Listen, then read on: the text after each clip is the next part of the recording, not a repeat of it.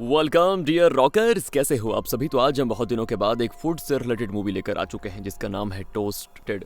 तो कहानी की शुरुआत में दोस्तों हम नाइजल नाम के बच्चे को देखते हैं जो कि 10-12 साल का होगा। वो अपनी मॉम के साथ खाने पीने की चीजें लेने के लिए गया होता है मार्केट। तो दुकान में नाइजल अपनी मॉम से कहता है कि मॉम क्या हम पॉर्क पाई भी ले सकते हैं। यार वो मना कर देती है मुंह पे। वो कहता है ठीक है तो क्या फिर हम फ्रेश चीज ले सकते हैं। वो उसके लिए भी मना कर देती है दोस्तों, और खुद डायरेक्टली स्लाइसेस मांगती है दुकानदार से। ये भी मतलब एक तरह से चीज का ही कोई प्रोडक्ट है जो यूके में बेचा जाता है। बेसिकली नाइजल की मॉम का उसूल है कि मतलब उसको जो चीजें खरीदनी है खुली कोई नहीं खरीदनी, सारी डिब्बे में बंद होनी चाहिए। तो इस तरह ये लोग सामान खरीद कर बाहर आ जाते हैं, जहाँ नाइजल के डैड अपनी कार में इनका इंतजार कर रहे होते हैं और चिल्लाते भी हैं कि आखिर तुम लोग इतना देर क्यों लगा रहे हो, इतना देर करते क्या हो अंदर। तो इस तरह वो चिल्लाते रहते हैं। और जब डैड चिल्ला रहे हैं ना दोस्तों, तो ये नाइजल सोचता है कि ये सब मेरी मॉम की वजह से हो रहा है, क्योंकि मेरी मॉम सारी चीजें तो डिब्बा बंद लेती हैं, उसमें कोई न्यूट्रिएंट्स रहता नहीं है, और न्यूट्रिएंट्स की कमी की वजह से डैड हमेशा चिल्लाते रहते हैं, चिड़चिड़े रहते हैं। और वैसे डैड फैक्ट्री में काम करते हैं जहां लोगों को उनके अंदर जरा से भी मिठास नहीं दिखाई देती। हालांकि उन्हें मीठी चीजें खाना बड़ा पसंद है। मगर नाइजल की मॉम को कुकिंग आती ही नहीं थी दोस्तों। वो अपनी इस वीकनेस को छिपाने के लिए सभी के साथ बहुत ही अच्छे से पेश आती थी। वो हमेशा डिब्बा बंद खाना खरीदती थी स्टोर से,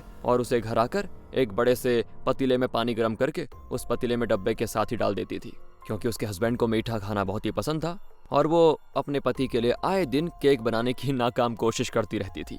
तो जिस चक्कर में ना तो केक सही से बन पाता और ना ही डिब्बे वाला खाना सही से गर्म हो पाता। सारा कुछ कभी जल भुन जाता, कभी कुछ हो जाता। आखिर में नाइजल की मॉम के पास एक ही सोल्यूशन बचता है, वो टोस्ट बना देती है। बस टोस्ट में हालांकि कुछ करना तो नहीं होता, बस बटर लगाया और टोस्टर में डाल दिया। पर जले भुने और बेस्वाद खाने से तो बेहतर नाइजल को यही टोस्ट पसंद आता है दोस्तों। वो कहते हैं ना दोस्तों, जिस चीज की कमी होती है उसे वही चीज पाने का और भी ज्यादा मन करने लगता है। तो कुछ ऐसा ही होता है। नाइजल को अच्छी और टेस्टी चीजें खाने का बड़ा मन करता है, पर कहाँ उसकी मॉम को तो आता ही नहीं। वो रात में सबसे छिपकर अपने रूम में कुकिंग मैगजीन्स पढ़ता है, जिसमें होते हैं कई तरह के डिशेस, उनकी रेसिपीज वगैरह लिखी होती हैं, और साथ ही में डिलीशियस फूड की फोटोज भी बने होते हैं, जिसको देखकर उसके मुंह में पानी आ जाता है कि काश मैं भी इनको खाऊं। तो ऐसी उसको इतनी जब इच्छा होती है अच्छा खाना खाने की, तो एक दिन की बात है, नाइजल अपने गार्डन में अकेले खेल रहा होता है। तो वो इमेजिनरी शॉपकीपर बना था दोस्तों, और अपने कस्टमर्स को चीजें दे रहा था। अच्छा भैया आपको क्या चाहिए, अच्छा आपको क्या चाहिए, इस तरह से। पर दूर से जब उसकी ये सारी हरकतें उसके मॉम डैड देखते हैं तो डैड तो गुस्सा हो जाते हैं। उनको लगता है कि नाइजल थोड़ा दिमाग से हल्का फुल्का पागल हो गया है। तो नाइजल के डैड जब काम पे चले जाते हैं ना दोस्तों,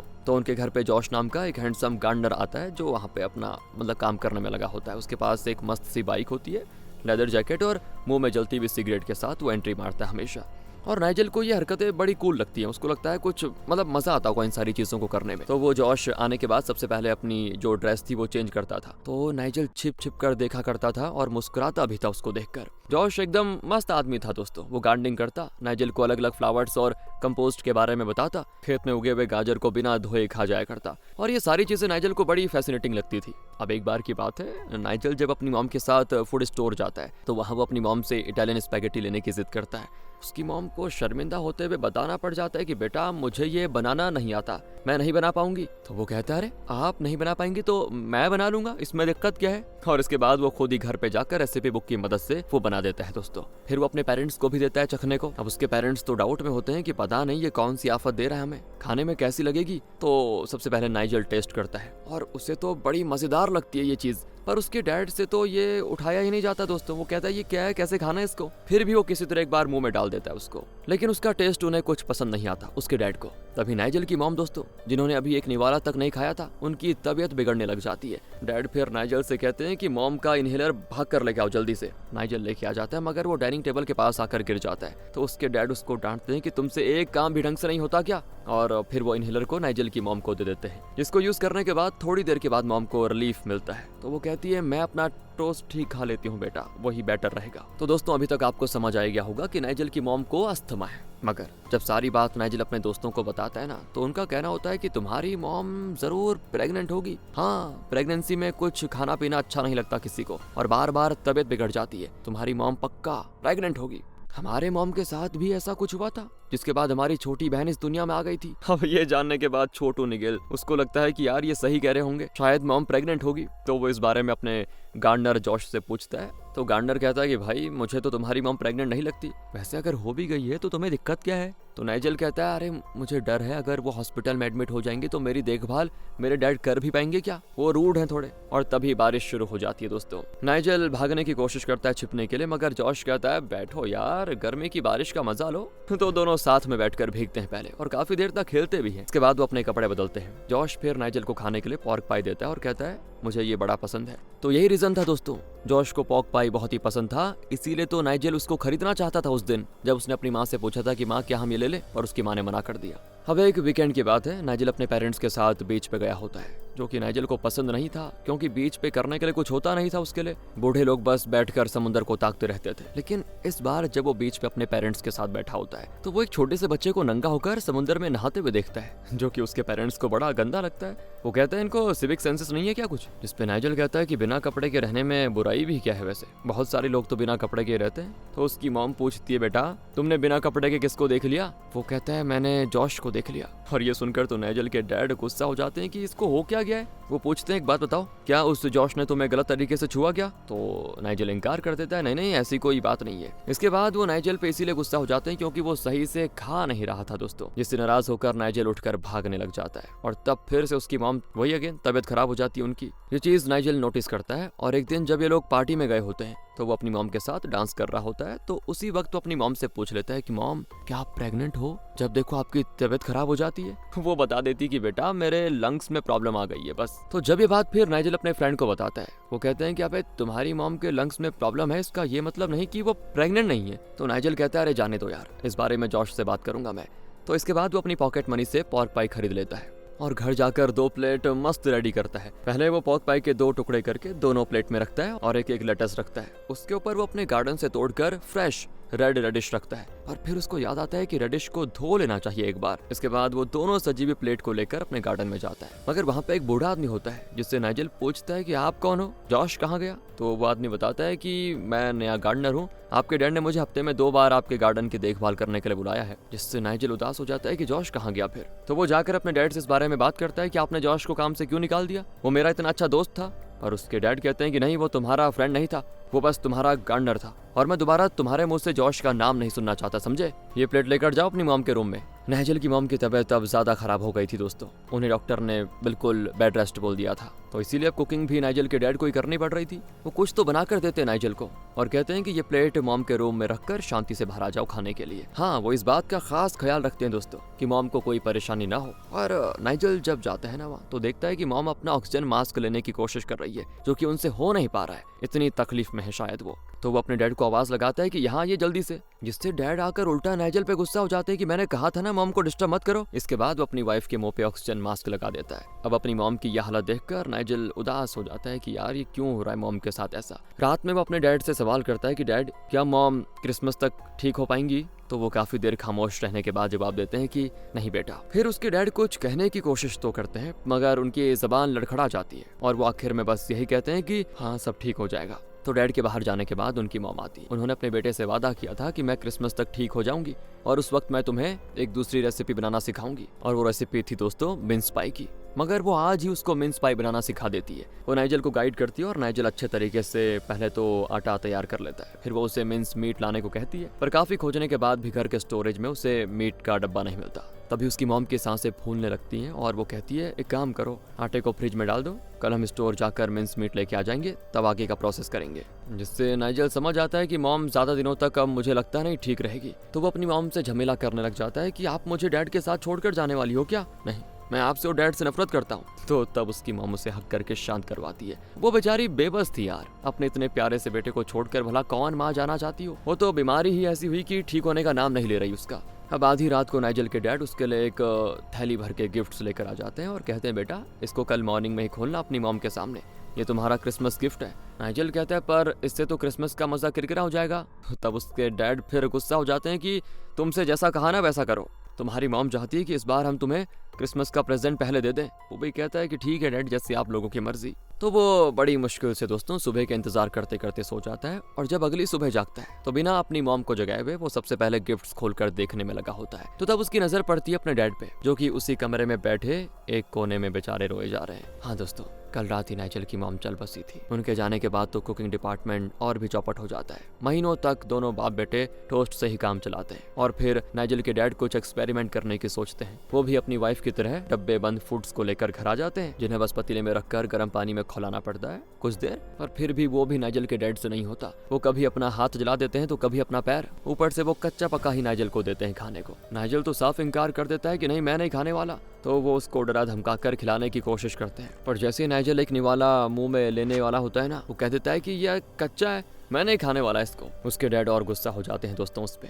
पर दोस्तों नाइजल उसको खाने के बजाय घर से भाग जाना ही बेहतर समझता है। वो जाता है अपने फ्रेंड के घर पे और उसको सारी बातें बताता है। उसकी मॉम ने कुछ खाने को बनाया हुआ था तो वो नाइजल के साथ उसे शेयर करता है। नाइजल कहता है कि ये भी ठीक से पके हुए नहीं है यार। तो उसका दोस्त कहता है कि अरे मेरी मॉम कौन सा मास्टर शेफ है, जो दे दें वो मुंह बंद करके खाना पड़ जाता है। तो नाइजल कहता है तुम्हारी मॉम एटलीस्ट जिंदा तो है यार, मेरी तो मॉम भी नहीं बची अब, और मेरे डैड से तो मेरी बिल्कुल नहीं बनती, जब देखो बस मुझे डांटते रहते हैं। तो तब उसका दोस्त कहता है कि देख भाई, ताली एक हाथ से नहीं बचती। तू अगर चाहता है कि वो तेरे साथ अच्छा बर्ताव करें तो शुरुआत तुझे करनी होगी। तो भी उनके लिए कुछ अच्छा करना। और फिर अपने दोस्त के एडवाइस मानकर एक दिन नाइजल अपना गुल्लक फोड़कर पैसे निकालता है और अपने डैड का फेवरेट फिश लेने जाता है, मगर पैसे कम पड़ जाते हैं। तो वो दुकानदार को अपनी प्रॉब्लम बताता है कि मेरी मॉम जिंदा नहीं है और मुझे अपने डैड के लिए लंच बनाना है। सुनकर दुकानदार को नाइजल पे दया आ जाती है और वो उसको फ्री में वो फिश दे देता है, वो भी अच्छे से काट कर और क्लीन करके। उसे बस सब कुछ मसाले लगाकर 10 मिनट तक ग्रिल में पकाना था उसको। नाइजल ऐसा ही करता है दोस्तों, और उसके डैड के आने से ठीक 10 मिनट पहले वो ग्रिल होने के लिए फिश डाल देता है। पर उसके डैड आज काम में कुछ ज्यादा ही बिजी हो गए थे, इसलिए वो सही टाइम पे नहीं आते। और दुकानदार ने कहा था कि ये फिश गरम गरम ही अच्छी लगती है, इसीलिए वो लगातार 10-10 मिनट करके 3 बार ग्रिल कर देता है अपने डैड के इंतजार में, जिससे फिश जाती है दोस्तों जल, हाँ पूरी तरह से। और जब उसके डैड आते हैं तो टेबल पर जली हुई मछली देखते हैं और कहते हैं कि अरे वाह, ये तुमने बनाया है। नाइजल कहता है कि हाँ डैड, पर ये तो जल चुका है ना। तो डैड कहते हैं नहीं नहीं, ये कहाँ जला है। तो दोस्तों वो बड़े चाव से वो जली हुई मछली खाने लग जाते हैं। और जब ये बात स्कूल में अगले दिन नाइजल अपने फ्रेंड को बताता है तो वो कहता है देखा, मैंने कहा था ना, अपने डैड के लिए कुछ कर, वो भी तेरे प्रति सॉफ्ट हो जाएंगे। मेरे आइडिया पे चलेगा तो ऐश करेगा भाई। स्कूल में दोस्तों बच्चों को हर दिन एक बोतल दूध पीने को दी जाती थी, मगर नाइजल को दूध से एलर्जी थी, मतलब उसको पचता नहीं था वो, इसलिए वो अपना दूध किसी और को दे देता था। मगर आज वो पकड़ा जाता है। उसकी क्लास टीचर उसको दूध पीने के फायदे बताती है और जबरदस्ती उसको दूध पिला देती है। जब वो एलर्जी वाली बात बताता है तो टीचर को लगता है कि ये बहाना बना रहा है, इसलिए वो जबरदस्ती ही पिलाकर दम लेती है। मगर होता यह कि पेट में जाने के कुछ ही सेकंड्स के बाद नाइजल को हो जाती वॉमिटिंग। तो सामने टीचर खड़ी थी, उन पे सारा निकल जाता है उल्टी, जिससे होता है ये टीचर का पूरी क्लास के सामने मजाक बन जाता है। खैर दोस्तों, नाइजल जब घर आता है ना तो देखता है कि घर में एक मिसेस पॉटर नाम की लेडी क्लीनिंग का काम करने के लिए रखी गई है उसके डैड के द्वारा। मिसेस पॉटर शादीशुदा है और काफी चंट औरत भी है। वो सिंथेटिक क्लोथ्स पहनती थी, जिससे नाइजल को लगता है कि मेरे डैड से इनकी बन नहीं पाएगी और वो जल्दी इन्हें काम से निकाल देंगे। मगर दोस्तों वो तो अभी बहुत छोटा था ना, तो वो इस बात पे गौर नहीं करता कि मिसेस पॉटर उसके डैड के हिसाब से काफी यंग है। जिससे अब होता यह है कि जो नाइजल के डैड है ना, उनका नाम है मिस्टर अलन। अभी तक मैंने बताया नहीं था, तो हाँ मिस्टर अलन। इनकी नियत मिसेस पॉटर पे फिसल जाती है। फिर तो मिसेस पॉटर कुछ भी करती है, नाइजल के डैड को अच्छा ही लगता है। और वो भी कम नहीं थी दोस्तों, वो शादीशुदा होने के बावजूद नाइजल के डैड को खूब भाव देती थी। वो आई तो थी शुरू में यहाँ पे क्लीनिंग का काम करने के लिए, मगर जल्दी वो नाइजल के डैड की नजरों में बहुत अच्छी बन जाती है और उसके निजी कामों में भी बड़ा ध्यान लगाती है। उसके फटे हुए मोजे सीलने लग जाती है, एप्पल पाई वगैरह बनाकर खिलाने देती है, जिससे होता ये नाइजल के डैड उस पे और भी ज्यादा लट्टू हो जाते हैं। वो मिसेस पॉटर को अपनी कार से घुमाने के लिए भी लेके जाते हैं, जबकि पहले वो बस से आना जाना करती थी। कौन? मिसेस पॉटर यार। और अब ये जो हरकतें हो रही है ये नाइजल को पसंद नहीं आती, मगर जो मिसेस पॉटर ने एप्पल पाई बनाया था ना, बहुत ही स्वादिष्ट था वो। अब एक दिन की बात है, नाइजल नोटिस करता है कि मिसेस पॉटर मेरी मॉम का अप्रन पहनकर खाना बना रही है। तो पहले तो वो साफ साफ उनको टोकता है कि देखो ये आपका नहीं है, ये मेरी मॉम का है, इसे आप नहीं पहन सकती। और क्या आपके हस्बैंड को पता है कि आप हमारे लिए कुकिंग वगैरह भी करती है? जिसपे दोस्तों वो चुपचाप उतार कर नाइजल को थमा देती है और कहती है तुम अभी बच्चे हो, तुम्हें नहीं पता बड़े लोगों की लाइफ में क्या क्या चलता है।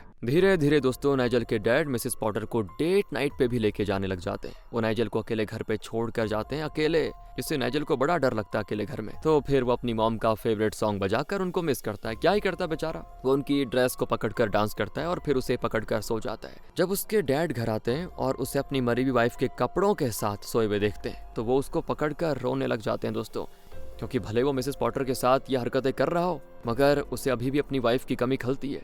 अब एक दिन की बात है, नाइजल के डैड उसे और मिसेस पॉटर को एक डांसिंग इवेंट पे लेके जाते हैं जहाँ पे उनके लेवल के लोग आए हुए थे। पहले तो नाइजल अपने डैड को मिसेस पॉटर को साथ ले चलने के लिए मना करता है कि डैड, उन्हें उनके हस्बैंड के साथ ही जाना चाहिए ना, वो हमारे साथ क्यों जाएंगी, वैसे भी वो एक क्लीनर है। मगर उसके डैड नहीं मानते ना, क्योंकि लट्टू जो हो गए उस पे। तो वो पार्टी में सभी से मिसेस पॉटर को इंट्रोड्यूस करते हैं कि इनसे मिलिए, ये बहुत ही खूबसूरत हसीन लेडी मिस जेनी पॉटर है। तो तभी बीच में नाइजल बोल पड़ता है और ये हमारे घर की क्लीनर भी है। अब ये सुनकर माहौल थोड़ा ऑकवर्ड हो जाता है दोस्तों सभी के लिए। फिर सभी पार्टी में बिजी हो जाते हैं और नाइजल खाने पे टूट पड़ता है क्योंकि उसको खाना था यार, बहुत टाइम से अच्छा नहीं खाया था। अब तक तो आप ये समझ चुके होंगे दोस्तों कि उसे खाने का बड़ा शौक है, पर वो आज कुछ ज्यादा ही खा लेता है। तो इसके बाद जब उसके डैड यानी कि नाइजल के डैड मिसेस पॉटर को घर ड्रॉप करने जाते हैं, तो उसके बाद वो नाइजल को अपनी बगल वाली सीट पे बुलाकर समझाते हैं कि देखो बेटा, मैं तुम्हारी मॉम से बहुत प्यार करता था और हमेशा करता रहूंगा, मगर कभी कभी हालात थोड़े मुश्किल हो जाते हैं और हमें हालात के हिसाब से ढलना पड़ जाता है। हमें पास्ट को पास्ट में छोड़कर मूव ऑन करना पड़ता है। मिस जेनी काफी हद तक तुम्हारी मॉम की तरह ही है। जिस पे नाइजल कहता है कि डैड, मुझे मूव ऑन करने से कोई दिक्कत नहीं है,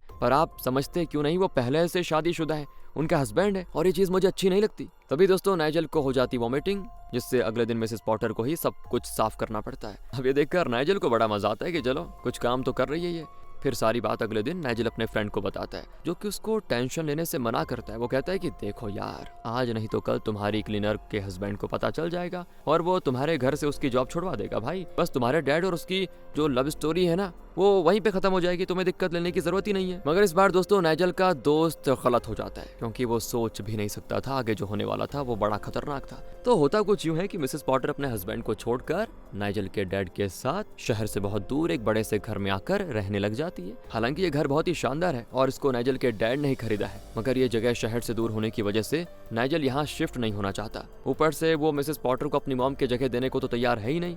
मगर मिसेस पॉटर, जिन्होंने अपना सरनेम अब छोड़ दिया था, वो अब मिस जेनी बन गई है। तो वो नाइजल को समझाती कि देखो बेटा, यहाँ मिलजुल कर रहना हम तीनों के लिए अच्छा होगा। मैं तुम्हें डेली अच्छे अच्छे डिशेस बना कर दूंगी और अगर तुमने ज्यादा चूत चपड़ करने की कोशिश करी ना, तो तुम्हारी लाइफ जहन्नुम बना दूंगी। तो दोस्तों ना चाहते हुए भी नाइजल को अपने डैड और मिसेस पॉटर का जो ये नाजायज रिश्ता है, इसके लिए मंजूरी देनी पड़ जाती है और वो अपने वादे के मुताबिक डेली सच में दोस्तों बहुत ही टेस्टी और डिफरेंट फूड आइटम्स बनाकर खिलाती है। इस तरह काफी साल गुजर जाते हैं और अब नाइजल 16 साल का हो चुका है और फिर उसे अपने डैड के कहने पे मिस जेनी का भी थोड़ा हाथ बटाना पड़ जाता है काम में। नाइजल अब हाई स्कूल में आ गया है दोस्तों। उसने सब्जेक्ट में होम साइंस भी लिया है, जिसको सिर्फ लड़कियां ही लिया करती है। अब इतनी सारी लड़कियों के बीच वो अकेला लड़का होता है, इसलिए शुरुआत में तो लड़कियां उससे काफी चिढ़ती हैं, मजाक उड़ाती हैं उसका। मगर जब वो नाइजल के हाथों का खाना टेस्ट करती है ना, तो उसकी फैन हो जाती है और उससे दोस्ती कर लेती है। हर वेडनेसडे को दोस्तों स्कूल में खाना बनवाया जाता है होम साइंस के बच्चों से। तो एक दिन नाइजल अपने हाथों से बना पाए लेकर घर आता है और अपने डैड को खिलाता है,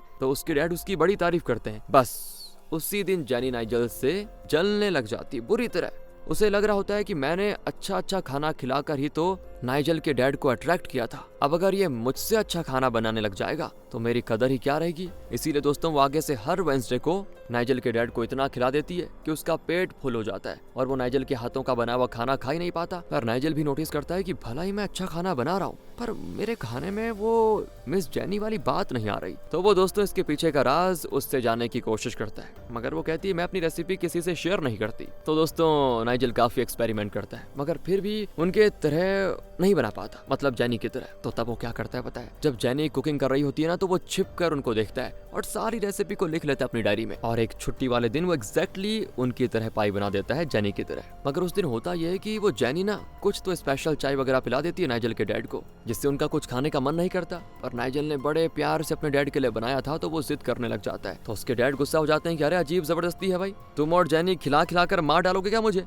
डांट सुनकर नाइजल उदास हो जाता है और किचन में वो पाई लेके रख देता है। तो तब पीछे से जेनी आती है और कहती है आज तो बड़ी अच्छी खुशबू आ रही है तुम्हारी पाई से, जरा टेस्ट करके देखो। और फिर तो वो एक चम्मच खा के समझ जाती है ओहो, इसने तो मेरी रेसिपी कॉपी कर ली, जिससे वो भड़क जाती है दोस्तों नाइजल पे। और जब इनकी लड़ाई होती है नाइजल और उस जेनी की, तो अब अलन को लगता है यानी कि नाइजल के डैड को कि जरूर इसमें नाइजल की गलती रही होगी। और वो एक बात नाइजल को क्लियर कर देता है कि मैं जल्दी ऑफिशियली जेनी से शादी करने वाला हूँ बेटा, और अगर तुम सही तरीके से उसको साथ नहीं रखोगे तो मैं तुम्हें ऑर्फनेज में डाल दूंगा, समझे। बेचारा नाइजल मजबूर हो जाता है। जल्द ही जेनी और नाइजल के डैड की शादी हो जाती है। दोनों एक दूसरे के साथ बड़े खुश होते हैं, मगर नाइजल को बड़ा अकेला फील होता है। और तभी उसकी नजर पड़ती है पेपर के एक इश्तिहार में, जिसमें एक पब के रेस्टोरेंट में शेफ की जरूरत थी, पर नाइजल सिर्फ 16 साल का था दोस्तों, इसलिए पब वाले उसको काम पे रखने से कतरा रहे थे। मगर वो बहाना बना देता है कि देखो मैं एक स्टूडेंट हूँ, मुझे अपने रेंट को देने के लिए पैसे चाहिए, तो वो लोग पिघल जाते हैं और काम पे रख लेते हैं उसको। हालांकि नाइजल को पैसों की नहीं दोस्तों, बल्कि वर्क एक्सपीरियंस की जरूरत थी। और जब नाइजल के पार्ट टाइम पब के रेस्टोरेंट में काम करने की बात जैनी को पता चलती है ना, तो जल भुन जाती है वो और घर में काफी तमाशा करती है, क्योंकि उसको डर है कि कहीं ये मुझसे भी अच्छा कुक ना बन जाए, जिसकी वजह से नाइजल के डैड पहली बार जैनी को डांटते हैं और खाने के ऊपर लड़ाई करने से मना कर देते हैं। तो जैनी फूट फूट कर रोने लग जाती है। इधर पब का ओनर दोस्तों बीच बीच में किचन में आता रहता है, जिससे नाइजल की बड़ी अच्छी दोस्ती भी हो जाती है। दोनों साथ में बाहर भी घूमना फिरना शुरू कर देते हैं। तो एक दिन जंगल में दोनों किस भी कर लेते हैं, मतलब इनके बीच प्यार भी हो जाता है। तब जाकर नाइजल को अपनी असली पहचान पता चलती है कि मैं स्ट्रेट मैन नहीं हूँ। हाँ दोस्तों, हालांकि वो अपनी असलियत जानकर खुश था। वो खुशी में अपने घर जाता है तो देखता है कि वहाँ जैनी बैठ कर रो रही थी। पूछने पे पता चलता है तो ओ माय गॉड, उसके डैड की मौत हो गई है दोस्तों, हेल्थ इश्यूज की वजह से। मगर नाइजल अपनी डैड की मौत के लिए जैनी को ही जिम्मेदार ठहराता है। उसे लगता है कि जैनी ने खाने में कोई जहर वगैरह मिलाकर मेरे डैड की जान ले ली। हालांकि उस टाइम तो जैनी काफी रो रही थी और कहती है कि हम माँ बेटे ही एक दूसरे का सहारा है बेटा, मैं तुम्हें डेली अच्छे अच्छे खाने बनाकर खिलाऊंगी। मगर अब नाइजल उसकी बातों में नहीं आता। वो कहता है कि तुम जीत गई और मैं हार गया सच में, अब मुझे तुमसे कोई ताल्लुकात नहीं रखने। वो उसी दिन अपने 4 कपड़े निकाल लेता है और दूसरे शहर में शेफ का काम करने के लिए चला जाता है। और दोस्तों इस तरह नाइजल की डैड की सारी प्रॉपर्टी हो जाती जैनी की। उसके तो मजे पड़ गए, लेकिन डायरेक्टर ने यहाँ पे मूवी खत्म कर दी। बाकी आप बताइए आपको क्या लगता है इस मूवी को देखकर, कमेंट करके अपनी राय जरूर दें। मिलते हैं आपसे अगली वीडियो में, ध्यान रखिए अपना। Thanks for watching.